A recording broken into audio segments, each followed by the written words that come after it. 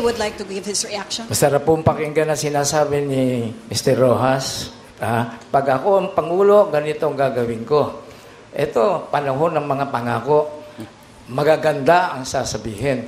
Kaya lang, may kakapabilidad ba na magiging mabilis at mangyayari ba?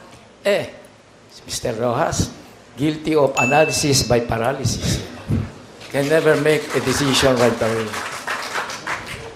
Wala ho, talaga ho, mabagal ako gumalaw at hindi ako gumagalaw pag nanakaw ang pinag-uusapan.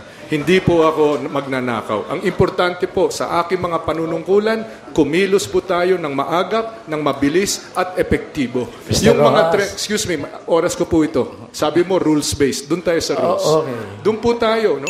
Sa aking panunungkulan, sa lahat ng mga ahensya, lahat po ng aking track record ay malinaw, effective, may accomplishment, at makatulong sa ating mga kababayan. Mr. Rojas, tinuturo ka ni Mr. Bitanggol. Nagnakaw ka dun sa MRT. Ano ba? Hindi po totoo yan. Yun ang kwan mo yung... Kita mo, hindi totoo. Paano? Bintang pa. O ikaw, kung magsalita, magnanakaw, nasa bintang rin lang lahat po kayo.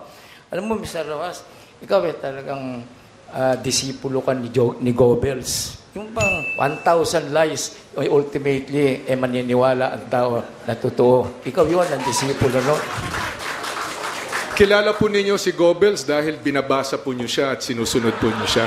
Hindi ko po kilala yan. Ang punto po dito, wala po, oras ko po ito. Wala pong kinalaman si Mar Rojas sa kahit anong katiwalian na naganap dyan sa MRT na yan.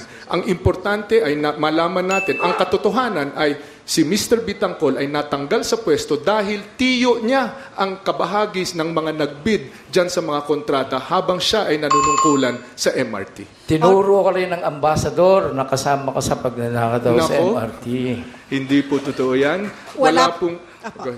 Wala na po tayong mareresolba dyan sa topic na yan dahil yan po ay para sa korte na lang po. Unless meron pong last answer po si Mayor Duterte, balik po tayo dun